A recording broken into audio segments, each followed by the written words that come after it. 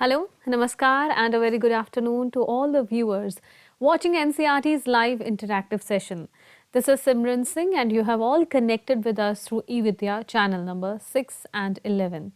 Besides, viewers, we have so many different mediums through which you all can connect with us, and you can also participate in our live sessions by raising your queries, your questions in the comment section of our YouTube channel, that would be NCERT Official. And in addition to this, if you are watching this live telecast through eVidya channel number 6 and 11, then here is the contact number that is flashing on your screens. So in case of doubts, feel free to give us a call at 8800440559. And the specific mail ID for different classes are also flashing on your screens. One of them is dth.class11@ciet.nic.in. So it's Friday and to 2:30 p.m. on your watch, and you know that at this particular time, that is for 1.5 hours, we have our special session of MANODARPAN Paricharcha, a series of initiatives for mental well-being and psychosocial support to all the students and viewers watching our live interactive session. Well, it is a special initiative by Ministry of Education. So in case if you want to explore more about it, here is our website link that's also flashing on your screens. You may kindly note it down. It is www.manodarpan.education.gov.in. Besides, you can also connect with us through our Facebook page, that is National Council of Educational Research and Training NCERT. And viewers, we have our national helpline number that's also flashing on your screens. You may note it down. It is 844-844-0632. And also, as you all know that we are conducting all these special sessions as a part of Jan Bhagidari or people's participations for G20 initiatives, because we are proud of the fact that India assumed the G20 presidency and will convene the G20 Leaders Summit for the first time in the country in this year. That's 2023. The nation is deeply committed to democracy and multilateralism. India's G20 presidency would be a watershed moment in her history, as it seeks to play a very important role by finding global pragmatic solutions for the well-being of everyone, and in doing so, manifesting the true spirit of Vasudhaiv Kutumbakam, or should I say the world is one family. So let's get back to our conversation of MANODARPAN Paricharcha, and the topic that we are going to discuss today is really important.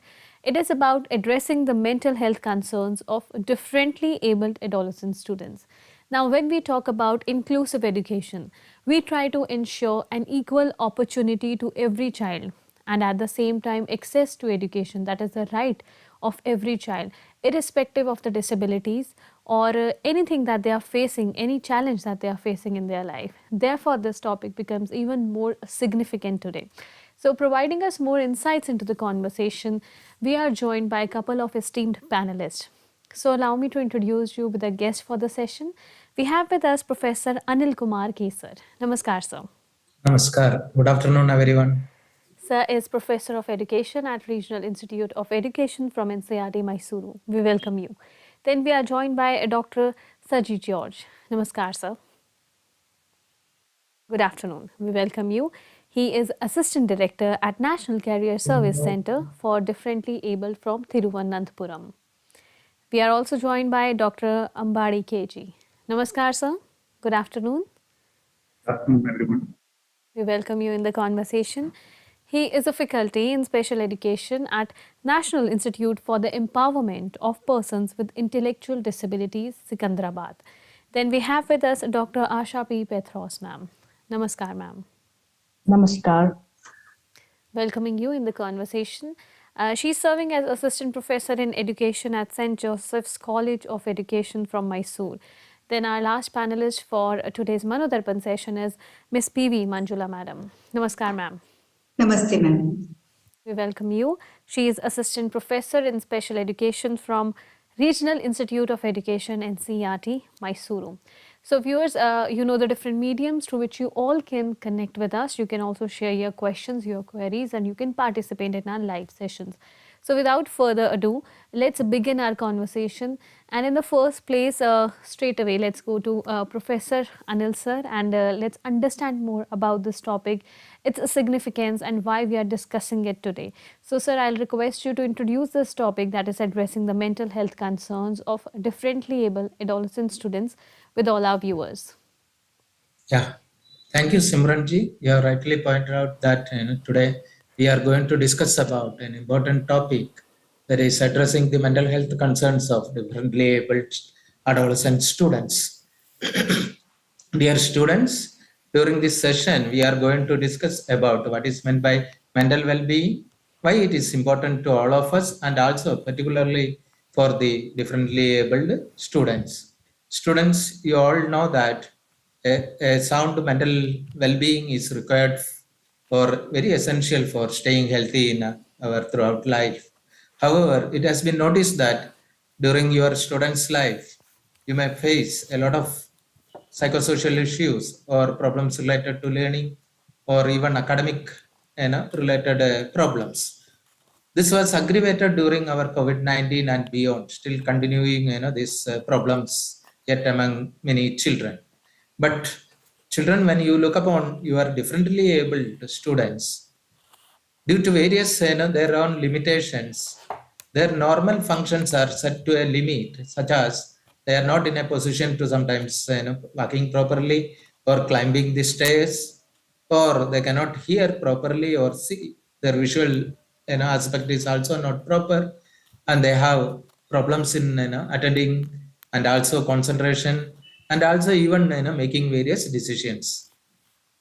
These are all some of the issues that our adolescent students are facing, particularly the differently abled. What about their mental health? I think no one has seriously thought about addressing the issues of their mental health. Research studies have indicated that differently abled students are having high risk of mental health issues when we compare with the normal students. It is reported that almost 50% of such students are having severe mental health issues and mental health problems. When you look upon this, is 5 times more than that of normal individuals.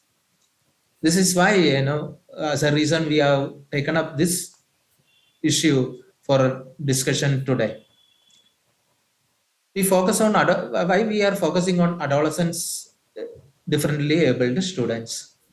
When we look upon the discussion, we have seen that the discussion is being watched by the 6th to 12th class students, and whatever the discussion happening in this platform could be much useful for them, and also they would be able to make use of this information for their better mental health. That's why we thought that we'll focus on the adolescents group, 13 to 19 age group. Before going to discuss what are their concerns, let us also understand first about what do you mean by mental health and mental well-being. The World Health Organization has defined mental health as it is a state of well-being in which every individual realizes his or her own potential, and they can cope with the normal stress of life, and also they can work productively and fruitfully, and also able to make a good contribution to his or her community. If that is there, then we consider that the individual has good mental health. But when we look upon the well-being, it is alluding to mental health. In simple terms, we consider that it is a feeling of you, which means that you feel very happy, you feel good about yourself, and also you have a good sense of meaning and purpose for your life. Well-being consists not only your subjective feelings but also your objective aspects, such as your quality of life in terms of your capabilities and access to various opportunities in the environment for development of your potentials. A person with sound mental well-being shows much of the time the following characteristics, which are they will have good self-understanding and self-acceptance. They shows very confident in their outlook, and also they are having very good self-esteem. Much of the time, they have also good resilience power. They always seek for learning and attaining the pursuit to excellence. Very active these people are, and they have a determination and goal in their life, and shows much of the time an optimistic attitude, and also which is a realistic attitude also. But when you look upon this, we won't find our majority of differently abled students exhibit such qualities. Okay, only a few who have come up with a lot of struggle in their life, they only exhibit such qualities. Majority of them lack self-confidence, they lack self-esteem also.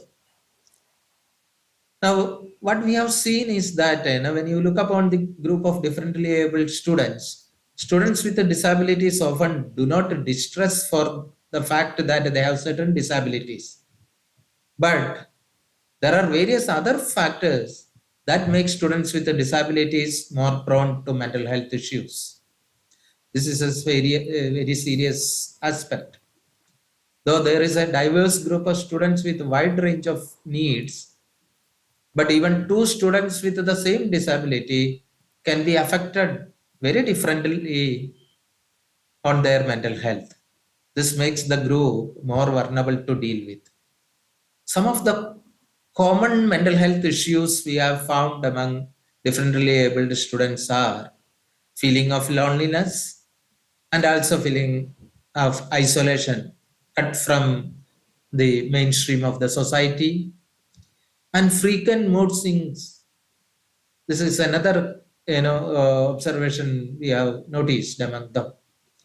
They will have a different sleep pattern, changed sleep pattern, reduced concentration, and in particularly in studies, and lack of motivation also. And again, fatigue is another issue they are facing. Sometimes exhibiting frequent anger, frustrations, and worries also. Lack of confidence, low self-esteem. Sometimes they exhibit extreme stress and leads to anxiety and depression. And sometimes it may lead to further suicidal tendencies or tendencies of self-harm. In addition to that, various behavioral disorders such as ADHD and conduct disorders also frequently seen among these differently abled adolescents as their mental health issues. Addressing all such concerns of these differently abled students are really a very challenging task for most of us, including the mental health care workers. Even it is a problem for the teachers and also the societal members. What happens is that to address this, we have seen that a lot of societal barriers, all right? And another challenge is that these students are unable to communicate properly due to various limitations of them, such as they have problem in mobility, and also hearing problems or seeing problems, and also speaking problems or articulating or understanding of their issues and problems. Due to this, what happens is that even for the mental health care workers also cannot diagnose them properly. And early, as you know, that if early diagnosis has not happened, then it is very difficult to provide the remedial aspects. This problem we have seen much more in our rural areas where the parents or societal members do not have much awareness about the mental health and mental well-being of such students. So they won't get any supportive environment at home or outside the home, so that this problem get aggravated again. So in addition to this, there are some of the additional external factors also reason for their mental health issues, which we have seen is that a lot of adolescent students of from this category, they are facing a lot of social exclusion and other social barriers also. Another issue is that extreme poverty and the low socio-economic status of their parents, for the non-availability of trained mental health care people in rural areas, including even semi-urban, urban areas also, it is an issue. They also lack good education and good employment opportunities also. Sometimes they lack various availability of assistive devices also. So there are a lot of issues and concerns these people are facing. So in order to discuss these concerns of adolescents, differently able students on their mental well-being, but I have thought that we will classify their concerns into four major dimensions, such as one, physical being of the students, second one is intellectual or cognitive challenges or well-being of the students, third one, emotional and social well-being of the students, and fourth and finally the career well-being of the students. As we all know that physical well-being focuses on our body to stay healthy now and also in the future. Physical disabilities have multi-phased impact on a student's life that affect almost every aspect of his life. Taking care of your body is very much important, students, which has a significant impact on your mental health. And similarly, intellectual look upon, it focuses on the cognitive development aspects, which will help you to respond to positively to various intellectual challenges which you come across in your life. So you should have good intellectual well-being also. Further, emotional well-being focuses on managing your emotions, feelings, and even stress. And you should have a caring for others. Similarly, social well-being focuses on maintaining a healthy relationship with others, other peer groups, enjoying the company of your own classmates and others, and you will productively contribute also to the society. So this emotional and social well-being are a major backbone of your mental well-being and mental health. In addition to this, we have also included career well-being, which is ignored by many of our psychologists when we look upon normal children or even these adolescent students of differently abled. Because that also very much important that because of them and because of these opportunities, they can have a good mental health. So career well-being focuses on the opportunities available for differently abled students and their work-related concerns in the work environment also. Okay, so that they can have economic independence and also contribute productively to the nation. So students being mentally healthy is important for everyone, including persons with disabilities. Therefore, make sure that you take care of your own health, including mental health, the same way you keep your body healthy, and you be your own self advocate for your own needs. Students, your well being emerges from your thoughts, actions, and experiences, which could be promoted with proper support from peers, parents, teachers, counselors, and even other mental health professionals. So, in order to discuss in detail about all this, we have got another four panelists in this forum. Each one of them has gained a lot of experience in the field, and they will be discussing each of these above aspects in depth. I am sure that this session will be going to be a memorable one for you, and you will gain a lot of new knowledge and information, which you will make it for your sound mental health. So I'm wishing you all having a good mental health as well as a physical health. With this, I'm closing my talk here. Over to Simranji. Thank you so much, sir, for laying a very strong foundation of this program. And also, you have highlighted certain important areas that have cited it before us, that it is really important to talk about this topic. And there are different aspects of well being that we are going to discuss today. And moving ahead in the conversation, as we all know that mental well being, it plays a very important role in our lives. But at the same time, we all know that a sound mind resides in a sound body. So, physical well being is also very important. So, highlighting more on why physical well being matters as well as mental well being in the context of specially abled or children with special needs, we have with us Dr. Asha P. Petros, ma'am. Yes, ma'am. Yes, let me share my screen.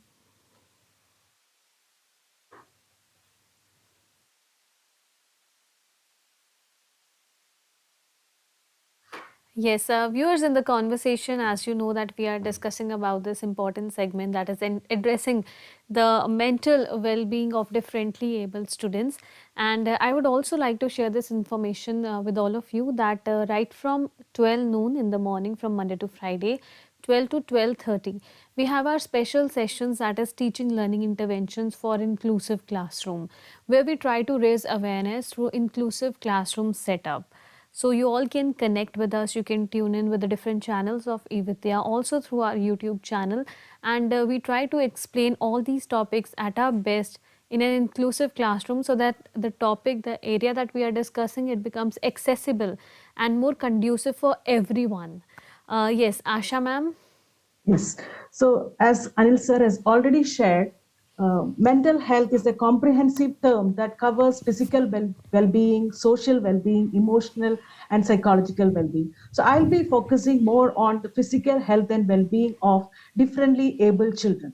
Let us understand who are the differently able children. It is a term used to embrace and recognize individuals who have diverse abilities and may require accommodation in various areas of life. So we try to acknowledge that everyone possesses unique strengths and challenges and emphasize the importance of inclusivity and equal opportunity in our society. And physical well being refers to the state of optimal health and vitality of the body. And it encompasses aspects such as regular exercise, balanced nutrition, sufficient rest, and sufficient sleeping hours, and proper hygiene, and freedom from illness and injury. It is achieved through mindful choices and promotes strength, endurance, flexibility, and overall physical wellness. We know that adolescence is a crucial period in the life of every child. It starts from childhood. It's a period between childhood and adulthood, and we call it as it's a period of stress and storm and strife. And they have a lot of challenges. So when it comes to differently able children, the challenges are more compared to Yes, typically. ma'am. Dr. Asha, you have shared some slides with us as well. So if you could make them full screen so it becomes more easily understandable for our viewers to see it and then understand in a better manner. Yes, ma'am. I Please make have it done full screen slideshow from the beginning. from the beginning. Yes, can you see it now? Yes, ma'am. You may Oh. continue. Okay. So adolescent period is a time when the students go through a lot of hormonal changes,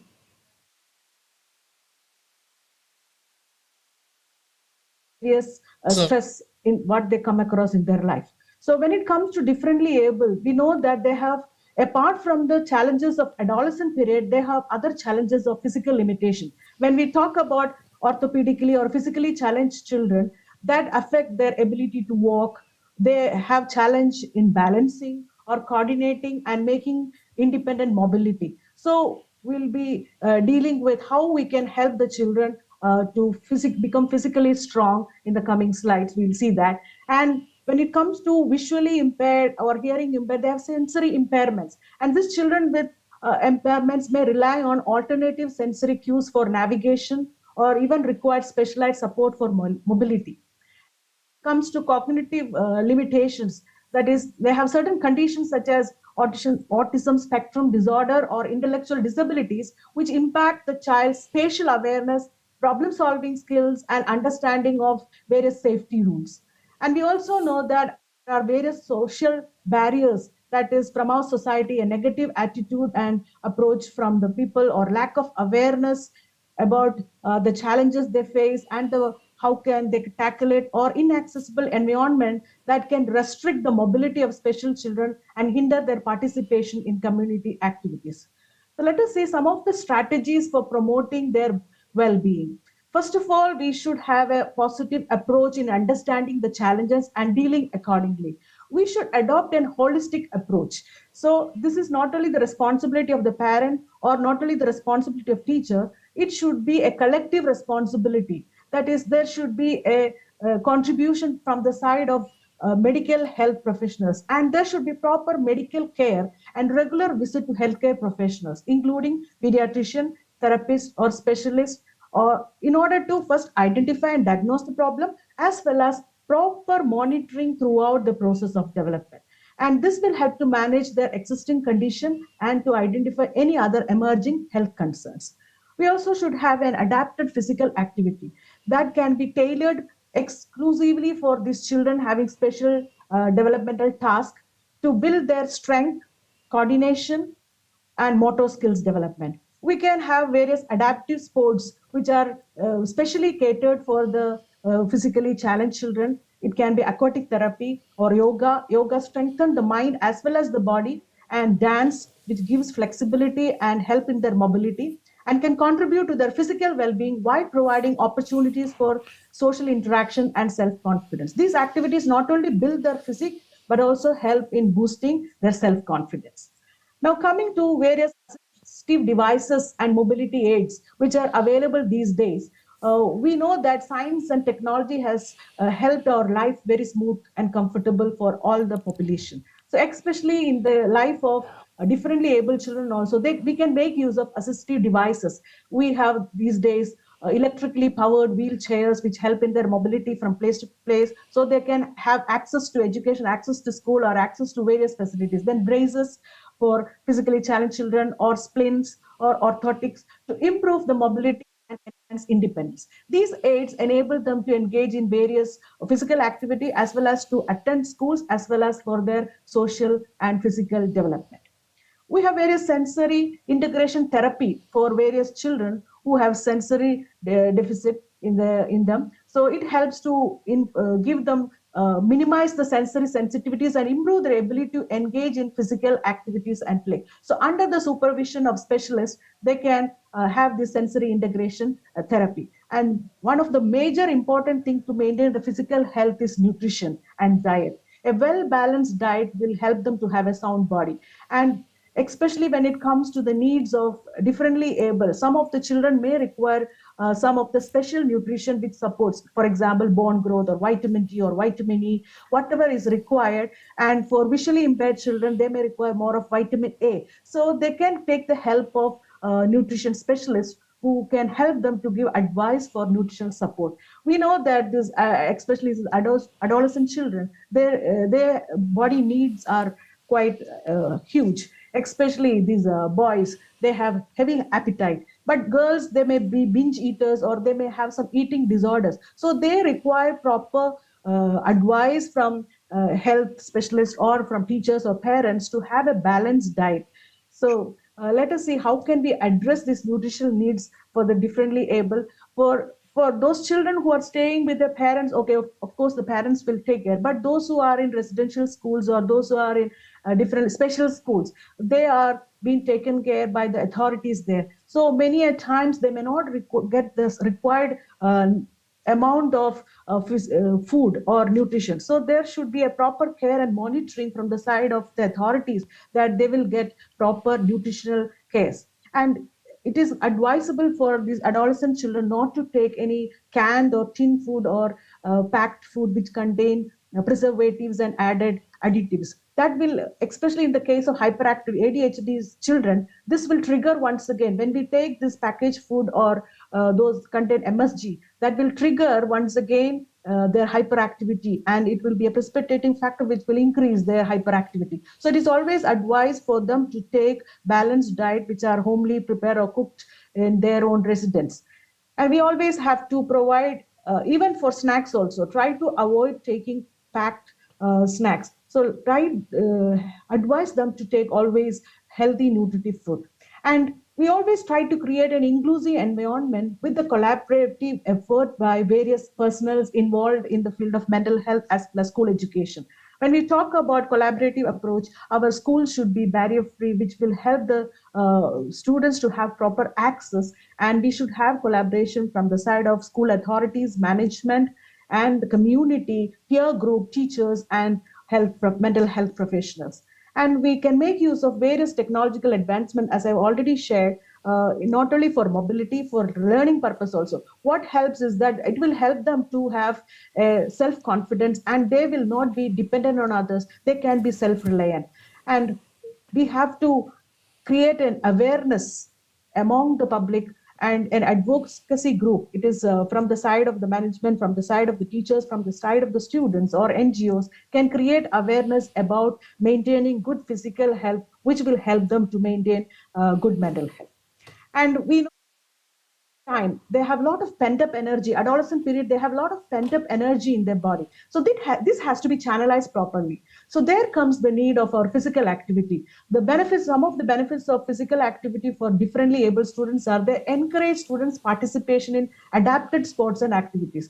We know that visually impaired children of our Tilaknagar school are very good in cricket. So like that. So whichever is good for them, try to identify by collaborating with the physical education teachers and therapists, and help them to identify their areas of talents and give them proper training in physical activity, which help them to channelize their energy in a constructive manner. Now, coming to adaptive technology, to add some more points to it, we have various adaptive aids, right? Hearing aids or communicative devices, which will help those children to have good self-respect and self-worth. They feel that, okay, they can also learn along with. So this will help them to boost their morale and improve their physical participation in various physical activity. They can understand well, they can communicate well, they can access, they can travel, and they can access well. So assistive technology will make their life smooth and help the students to have good mobility. Another important aspect is to ensure safety and accessibility for these children in schools and in our society, in our community, in various public sectors. So ensuring safety is of utmost concern, even in school environment, by having proper railing facility, ramp facility, or for them have special toilets for accommodating them. And even while the pathways, we should have clear pathways for them to move, and the ramps and handrails with appropriate lighting. Many of the schools, we can find that there is no proper space for them to move, even in wheelchairs. So such physical facilities should be made available for the barriers physical barriers can be removed by us, so that we can make their life smooth. And training staff in emergency procedure for differently able children. So such staff should be always available in all schools, apart from the regular maintained teaching or non-teaching staff. So by this, we can understand that mental and emotional well-being are interconnected, and it is also connected with our physical well-being. So promoting a supportive and inclusive schools culture will help us to promote a good physical health, which in turn will help in our students to maintain better mental health, and thus creating a more inclusive and supportive society. Thank you, everyone. Thank you so much, ma'am, for sharing all these important details with us associated with physical well-being and how it can empower our mental well-being for the specially able students. So next up, we are going to discuss about intellectual well-being, because it is also an important concept, and how to inculcate this quality, how to inculcate intellectual well-being among our children with special needs. For that, we are joined by Dr. Ambadi KG, sir. Please highlight more on this area, sir. So, good afternoon, everyone. Yeah, sir. So, yeah, I think that my screen is visible. Yes, sir. You may continue. Thank you. So, as Madam was talking about the physical well-being of mainly focusing on adolescents with disabilities. So, today we are just going to highlight about the mental health.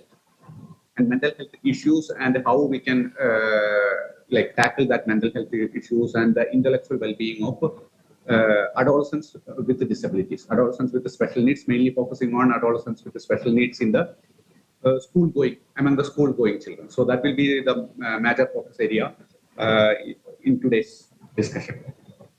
So everyone knows what is disabilities and what all the different types of disabilities are there. And there are wide range of conditions where disabilities are there, like we have different types of disabilities groups under different categories, and as per Rights of Persons with Disabilities Act itself, there are 21 different categories of disabilities are there. So we can see this different types of disabilities in among school-going children, and they'll be having like vulnerable to mental health issues, more vulnerable to mental health issues when compared to the typically developing peers. And their level of impairment or the support and attitudes are the key factors which contribute to the mental health of students with disabilities, especially in this adolescent age, because we know as in adolescence age, they will be having more stress, will be there, strain will be there. So this will be contributing factor. So it is very much important to provide them appropriate support. So to provide them appropriate support, we need to view them as a person rather than viewing having their look at their disability or illness.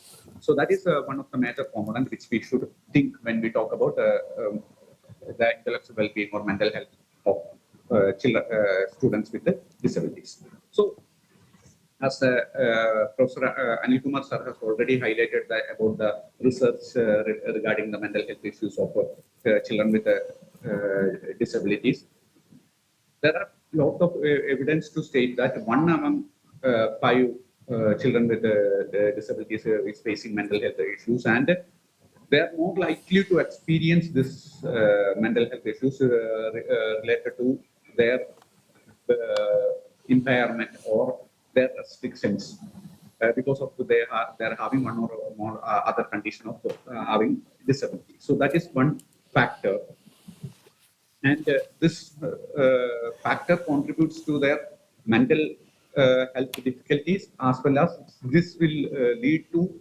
mental health disorders among them, low self-esteem, or a kind of anxiety, depression. This all things contribute like that because of the having disabilities.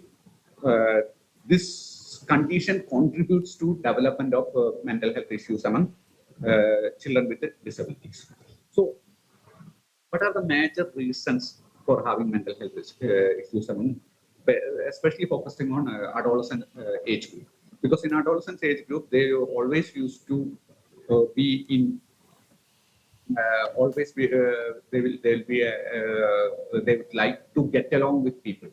But when because of this disability issues, if the adolescents with disabilities, if they are facing an isolation, social isolation, feeling isolated from their peers, typically developing peers, if they are not ready to include adolescents with disabilities along with them, and they are not able to get along with the typically developing peers, this will create the feeling of loneliness, sadness among children with disabilities. Then another major reason for how developing mental health issues is like bullying that we can see among school children.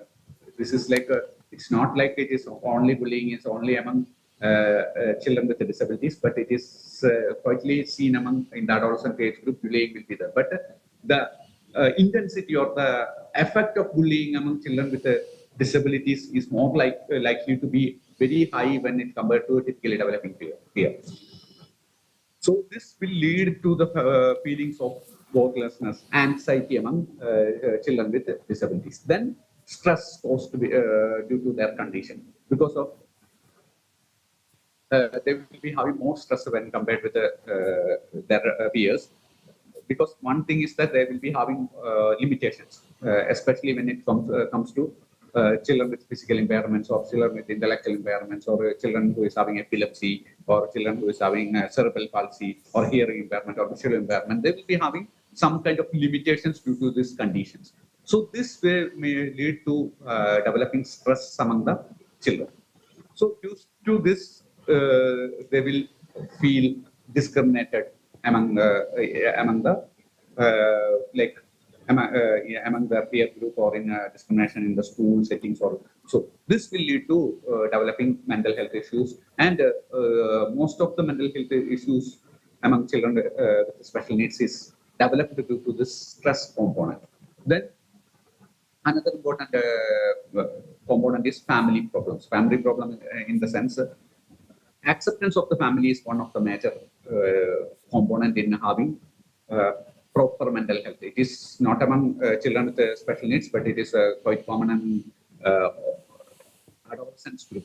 In adolescence group, the acceptance of the family and the understanding of the family is a major thing. So if they come from a family which is having mental health problems, or a family which is not ready to accept them as a person, like a child with a disability should be accepted first by the family, then only the acceptance by the community or society matters. So that acceptance is very important. So if they are not ready to accept the child with a disability, then there will be a lot of issues will be created which will lead to mental health issues. Because when we see, even that is common among gifted children also, because most of the gifted children will be having associated condition as ADHD, like attention deficit hyperactivity disorder. Also, it's quite common among gifted children.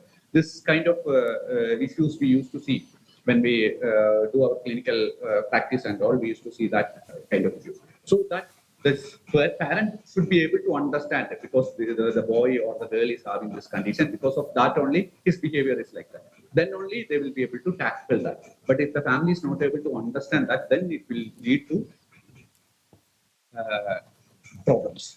So that is another issue regarding developing mental health problems among adolescents with disabilities. Then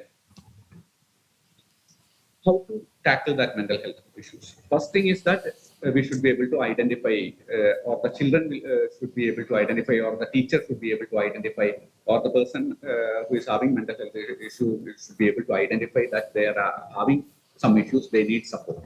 So first support which we can get is like from a doctor. So a psychiatrist will be able to support a child with a, or a adolescent with mental health issues, but especially when it comes to a person with a disability or child with a disability, they will be having issues regarding mental health problems or a depression or anxiety or anything. They will be having, they should get proper diagnosis. Then if they get proper diagnosis only, we'll be able to support them. So for proper diagnosis, they should approach a psychiatrist for proper diagnosis of their mental health issues.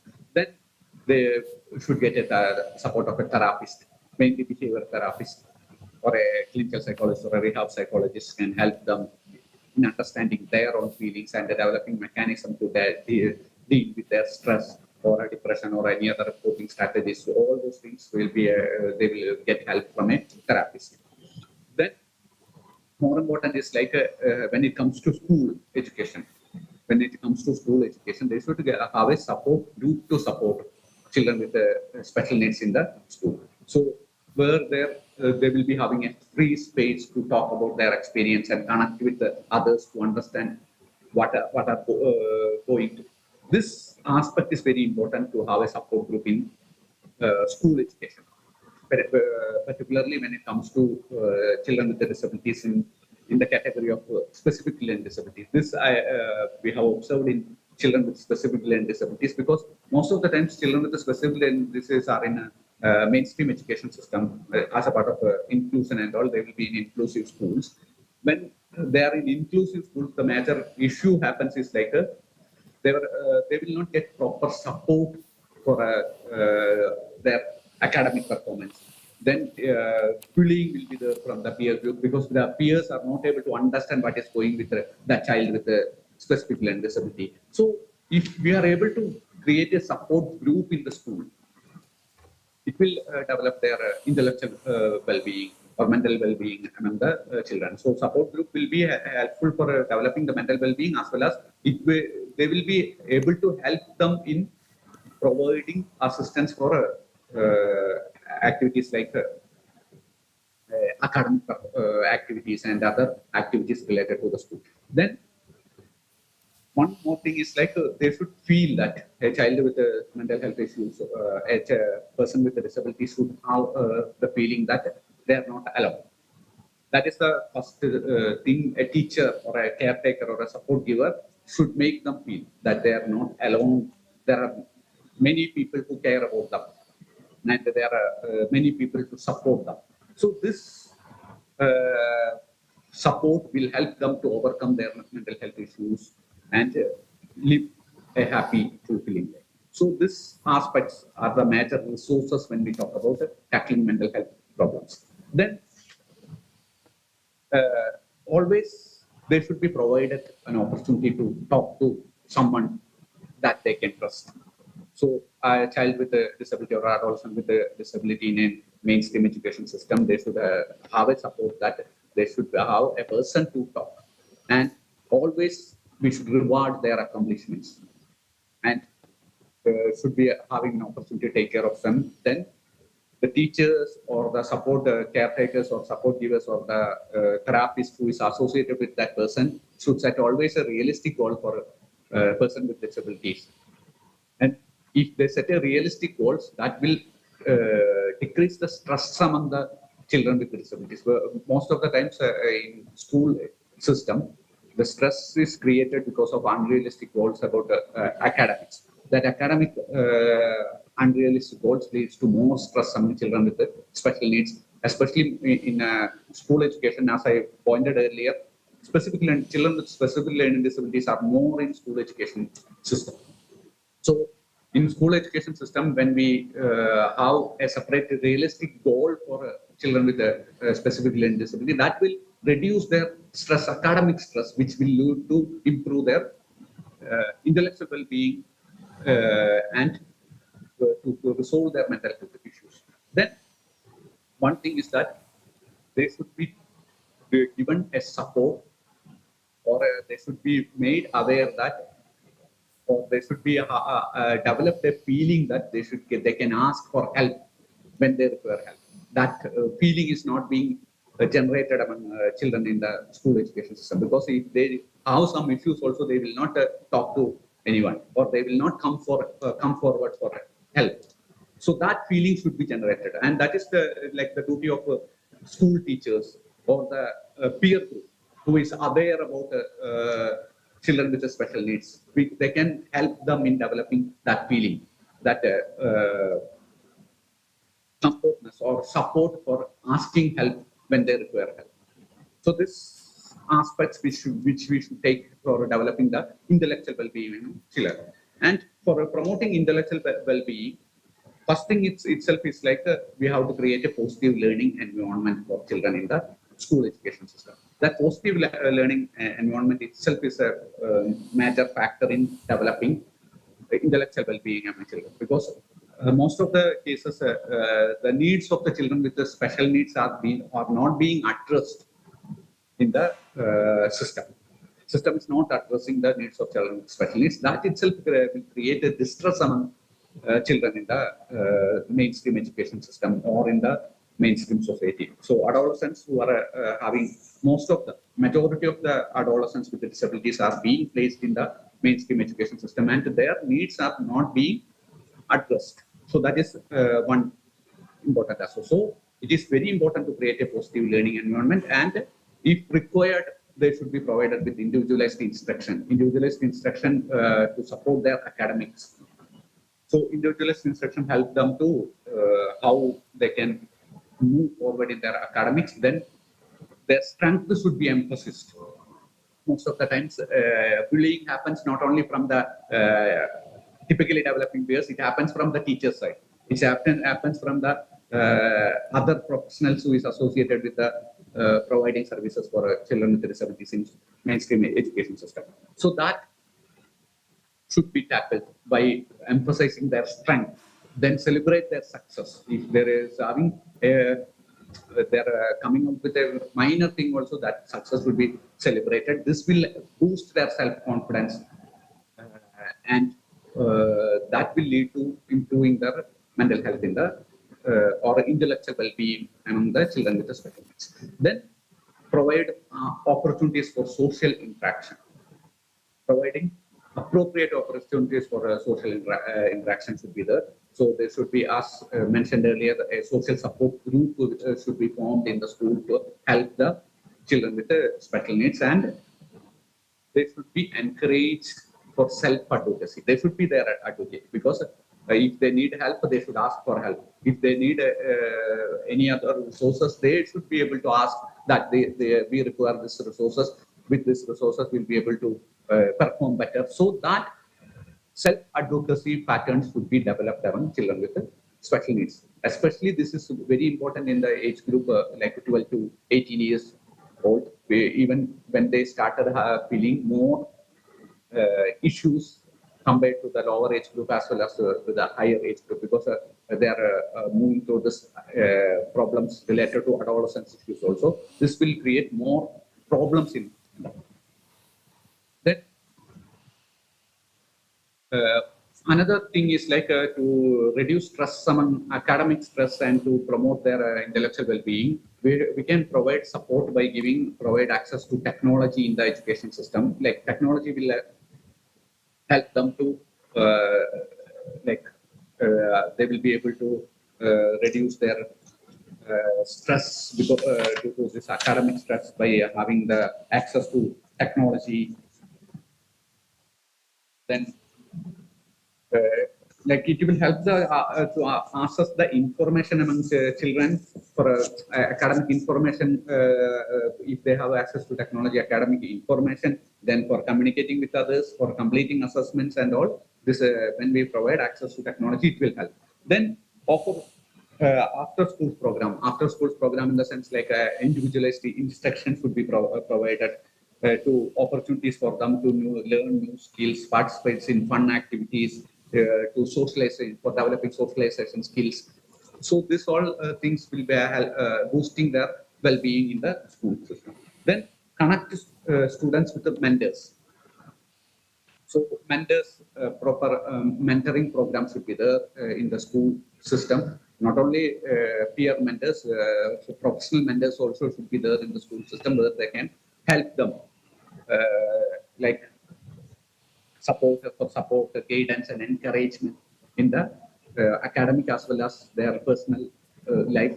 So if they have proper mentoring opportunity, then it will help them to develop their well-being. Then community support. Create a community of support, like who care about them. It's a community who care about them or want help them to succeed. And this community may include family, friends, teachers, counselors, or other professionals. So that create a community for supporting children with disabilities. So this aspect should be there.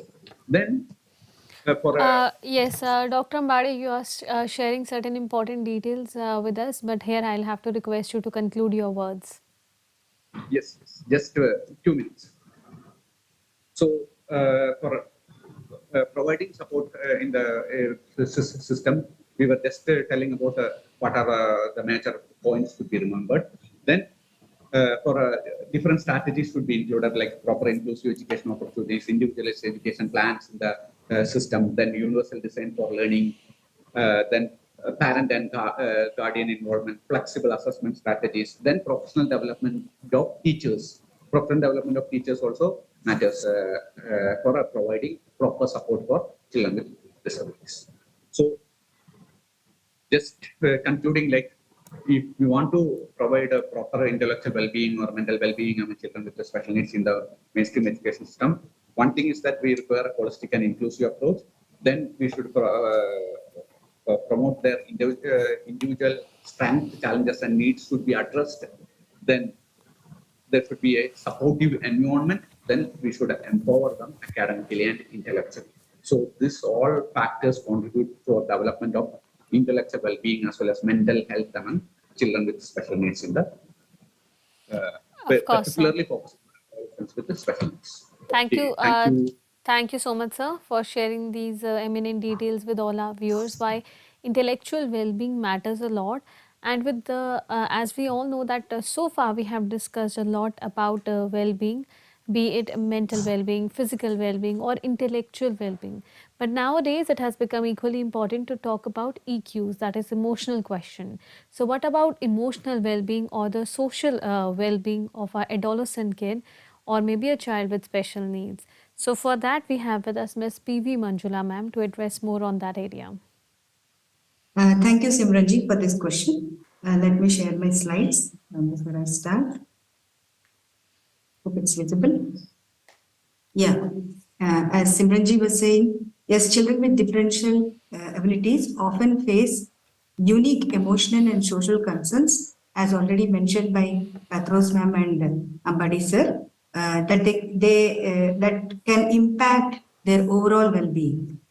Since the target population is children, I would like to address them and continue my presentation. Okay, children, did you come across any child in your class who cannot talk properly or who scores less in their academics, who often writes spelling mistakes, or who often wants to be isolated from their other peer groups, who gets irritated with small things, or who get frustrated, who cannot control their emotions, who get angry very easily? In spite of teachers' presence, they may be moving around the classroom, or they may be having some irrelevant speech which is not relevant to the situation. If you have come across any such child, how did you respond to such child? You can put it in the comment box if you have any answer.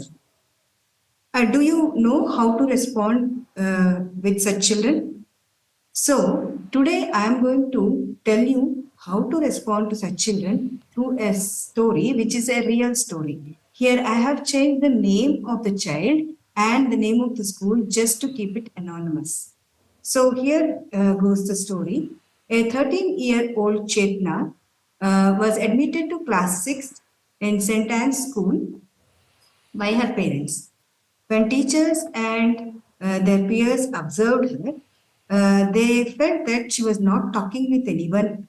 She kept herself isolated. She looked sad and was not reading and was not writing properly.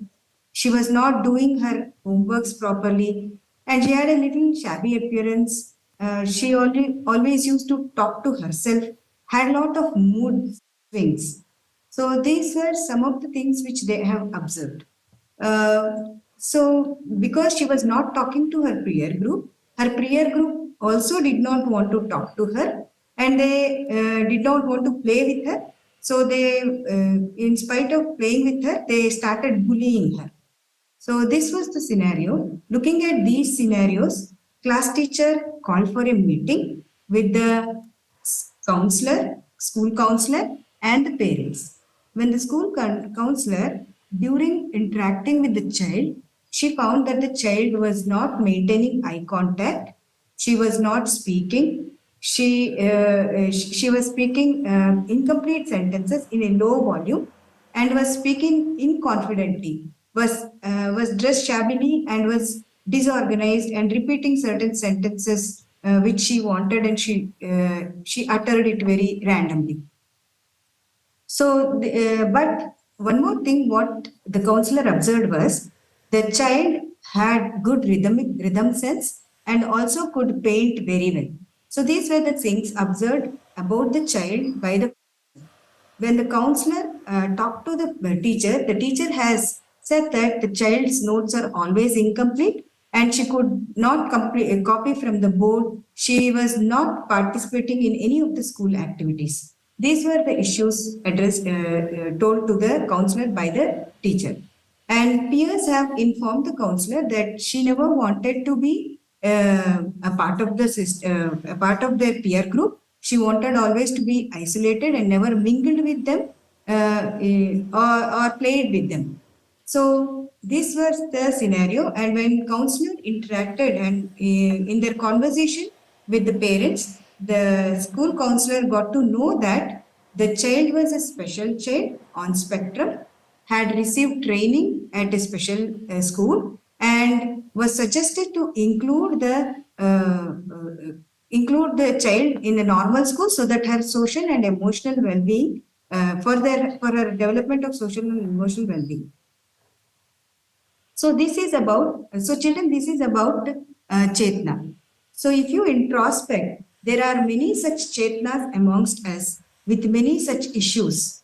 So they may be socially isolated because of their behaviors or their attitudes, or because of the behaviors and attitudes peer group or teachers.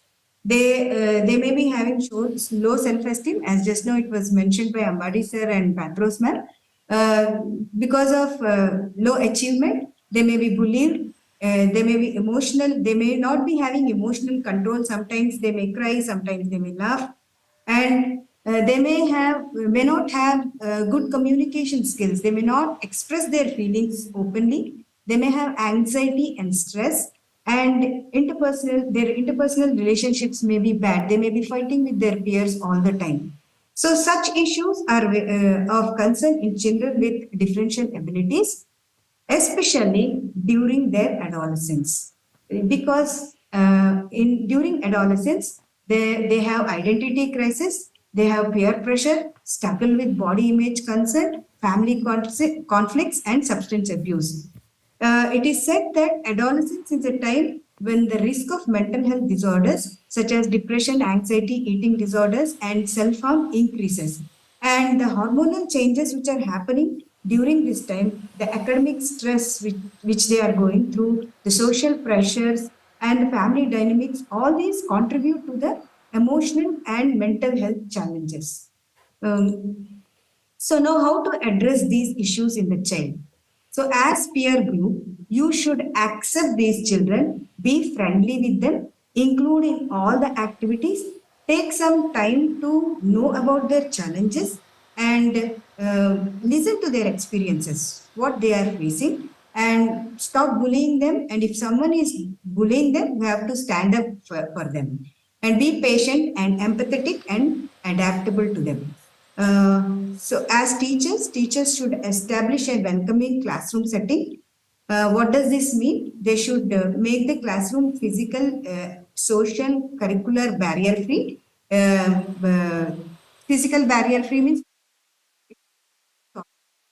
the child will be having certain sensory issues. So child may not be very comfortable listening to a lot of sounds. So teacher can make an arrangement in such a way that the child is seated in a place away from the sound. Social barriers means the attitudinal changes of the peer. So teacher can counsel or sensitize the peer group and the teachers, other and other professionals who are dealing with the child, so that the child feels comfortable.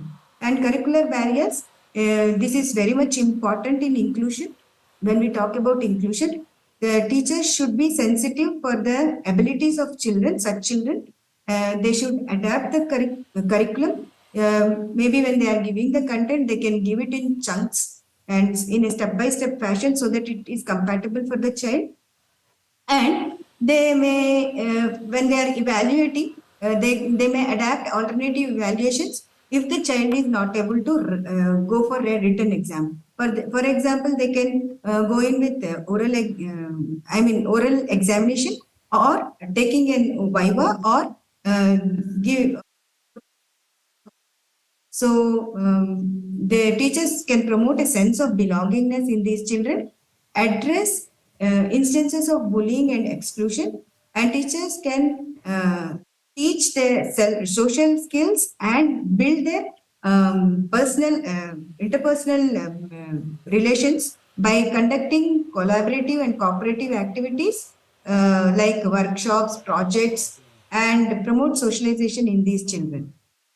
Responsibilities, they can teach self-awareness, self-calming techniques, and problem-solving skills by activities like meditation, yoga, or music, or making them do painting, drawing, tapping their internal strengths. Teacher can develop these self-awareness, self-calming techniques in them.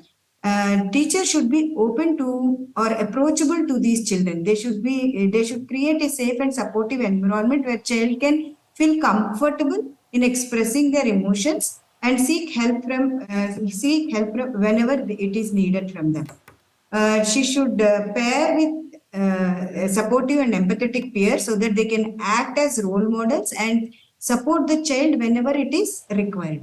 She or he can use visual aids, assistive technology, or alternative communication systems if necessary, establishing the communication. She can foster connections between wider community by conducting activities like field trips or community-based rehabilitations. Teachers should collaborate with other professionals like special educators to know more about the special needs of these children. When it comes to parents, they should not be harsh. They should be open to receive the feelings of the child whenever the child is expressing. In fact, parents should encourage to express their feelings, and they should ensure the child that they are always with the child when they are facing problems. So parents should avoid punishments.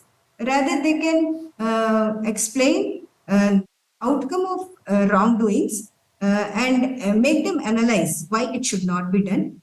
Give positive reinforcement for good behavior and avoid inappropriate behavior in front of children, like arguing in front of children or fighting in front of children. This should be avoided in front of children.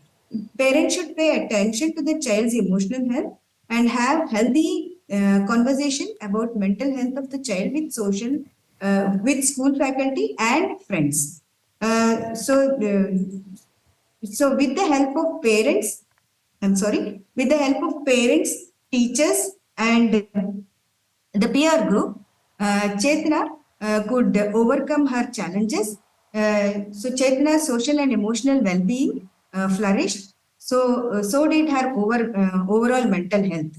Her strengths were tapped because she was interested in music and she was interested in doing artwork or painting work. Those strengths were tapped by teachers and peers, and in that way, Chetna could overcome her challenges. She developed interpersonal skills, resilience, self-confidence, and positive self-image. So this story highlights the profound impact of sound social and emotional well-being on the overall mental health of children with disabilities by providing opportunities for fostering connections with supportive peers, and promoting a sense of belongingness. Children like Chetna can develop the inner strength and they can overcome their challenges. So the journey towards sound social and emotional well-being may be different for each child with disability, but with the right support, resources, and understanding, they can thrive and lead fulfilling lives. This is an evidence nurturing mental health and creating inclusive environment where all children can flourish regardless of their abilities. Now, children, if you come across such children in your classroom situations, you have to support them and be friendly with them and help them in overcoming their challenges. You yourself are facing such challenges, you may approach your parents or teachers seeking help from them. Thank you. Thank you so much, ma'am, for explaining these points at length to all our viewers. So, viewers, now we have discussed that intellectual well-being, social well-being, emotional well-being, and physical well-being. How important are they when we talk about mental well-being as a whole? And very rightly, Manjula ma'am has pointed out that it is important for us to get a certain direction so that we can channelize our energy in the right direction and follow the path or the journey that that can lead us to progression ultimately. And for that, we have with us Dr. Sarji George sir, who will be explaining us more on how our children with special needs, how differently abled adolescent students, they can choose the right career path for themselves, and how career selection, it forms a very important part of their lives. So, Dr. George. Good afternoon, madam. Good afternoon, dear friends. See, when we discuss about the importance of career selections and related challenges, it is better. I am working with the National Career Service Center for Differently Able. See, it is better to say something about the National Career Service Center for Differently Able, because number of students after 10th or plus 2 used to come to us for their vocational career guidance. So this center is established by Government of India. This is a series of 24 national career service centers throughout our country. And our main function is to assess, train, rehabilitate, and follow. So what are the services we are providing? See, this is important in our career selection also, career guidance also. See, the physical, first is their medical and physical evaluation we will conduct. That we will assess their extent of disability and their residual capacities. And based on that, we will provide them the necessary aids and appliances to make them normal and to improve their functional abilities. Then we will assess their psychological abilities, their intelligence, their aptitude, interest, personality characteristics, and so on. We will assess them. See, to make them competent in the society or to take up a career, they should have this physical fitness and same way the psychological fitness. So we have seen number of students. There are two categories of students approaching our center.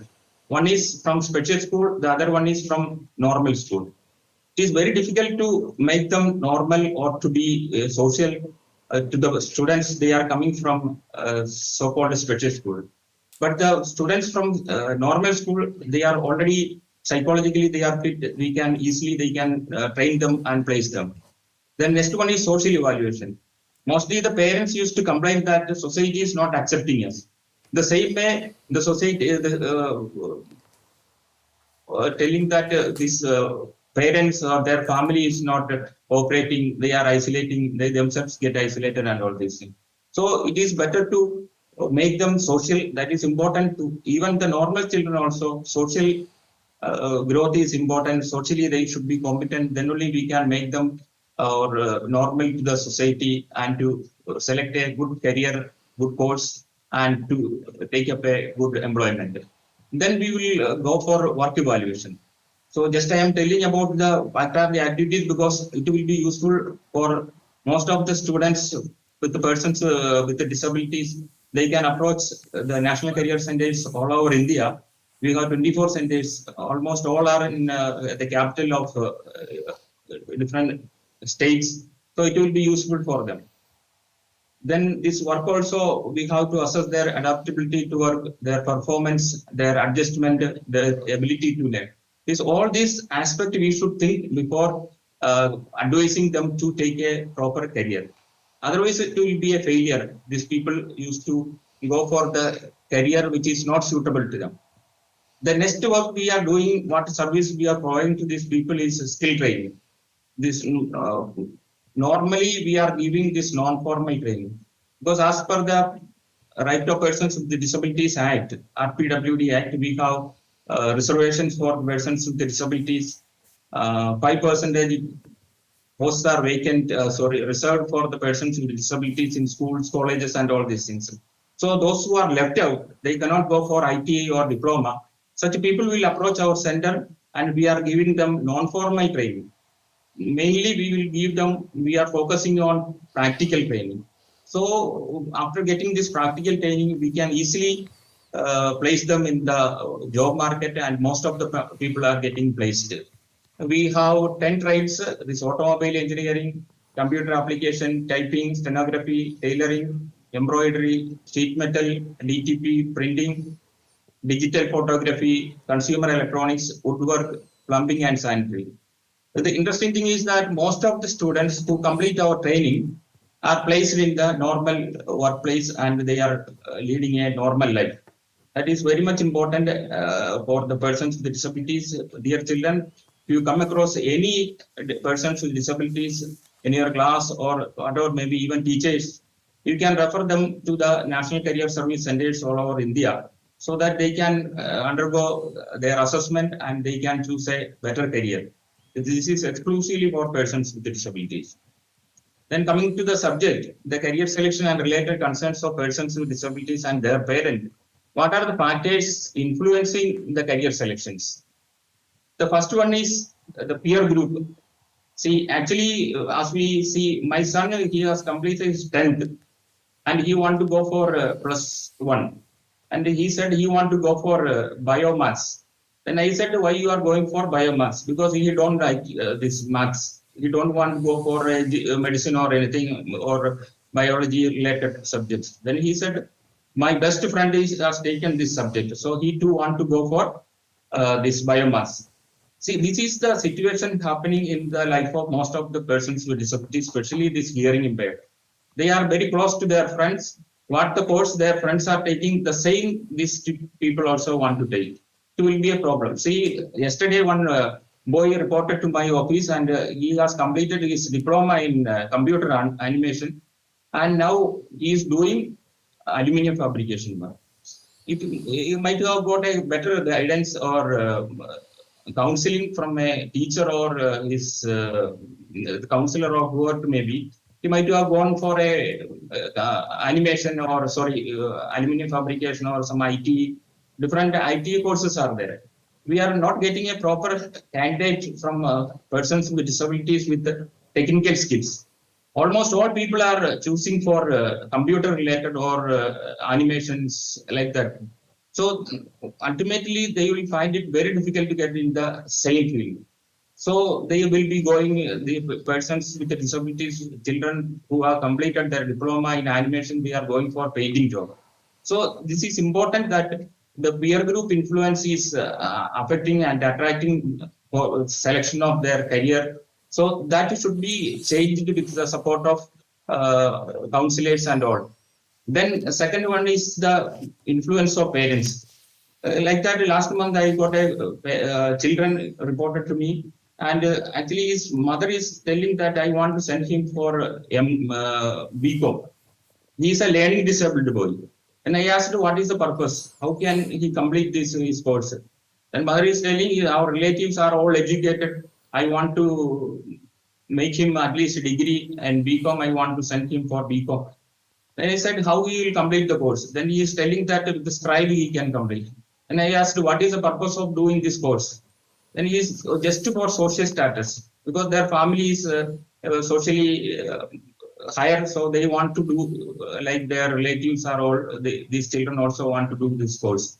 Ultimately, what they are going to do, nothing. They will say that it will create a stigma also, because children will say that I have completed BCom, I will go for only computer related or BCom related job only. So these children will remain at home without any work. That is what we are seeing day-to-day life. So it is very much important that the parents should convince, they should understand, they should get a proper guidance from the counselors or their teachers and all, get a proper guidance. And they can approach the National Career Service Centers. We have a system of assessing and evaluating the persons, their ability, their psychosocial and their physical ability, and we can get them for a proper career. Then next one is the teachers. Say teachers are busy in scoring marks for their children. They are not concerned about their future or their career. They are not. We have a number of teachers, but we have very less career guides. They will just after getting mark to the children, they will just send them out, and they are not concerned about their career, what they are going in life, what they are going to achieve, how they will live in life. That is the problem with our teachers. Teachers should convince the children, or they should assess, they should just take the support of a counselor or career guide and guide them properly so that these children with disabilities. Mainly, we have 21 categories of disabilities. In that, among these intellectually challenged people, it is very difficult to place them. See, practical training, if we are giving, if we will make them competent in their field. See, they have, just Manjula Ma'am was telling that children with disability is having some special skills that we should identify. That some children, they will be artistic, they will have skill to do some mechanical work. The identifying the suitable trade, suitable career, suitable course is important to make them to fit to the mainstream in the society. So the role of teacher is also very much important in.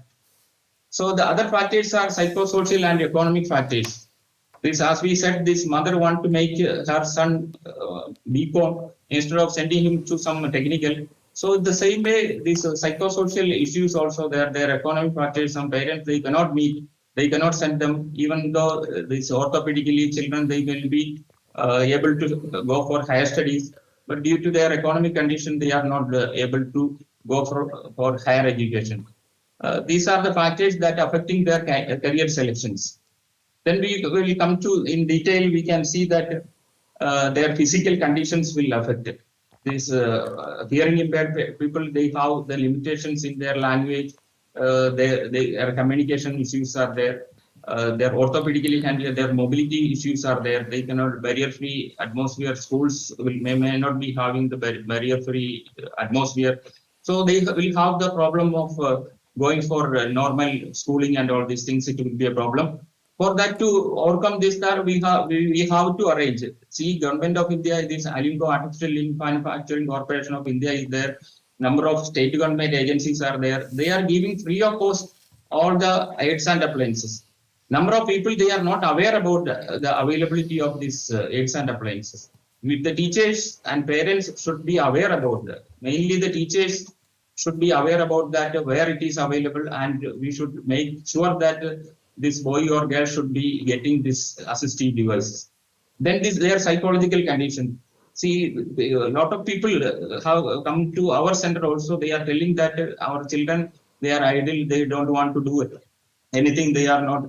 See, at least if you will teach them how to travel, how to communicate, how to transaction, this money transaction, all this, they will survive. Especially these intelligent people. The parents are afraid how to send them alone. A number of students are coming to our center for study, their training also. Their parents are not ready to send them alone. The children, they are telling that we are ready to go alone, but the parents are not ready because of their fear that something may happen. It can happen to even normal people also, but these parents are much concerned about it. That will affect their career selection. They, even though they are getting good education, they are completing good course or anything, after that, these people will not go for a job. They will remain at home. That is a big challenge now we are facing. Then this personal social skills also is important. They should be able to, once we train them, see people with the ITA and diploma, they will be competent to do the work. They know the work. But because of their personal problem, they will have communication issues because they came up from the poor social background and all these things. They will not go for job. It will be a challenge after getting the education or the training. They will not go for any job. That will affect their career also. Ultimately, they will remain at home without work. Number of people are, we are seeing that people are after course, they are, even normal people also, this is because they don't have that personal or social skills. They will remain at home.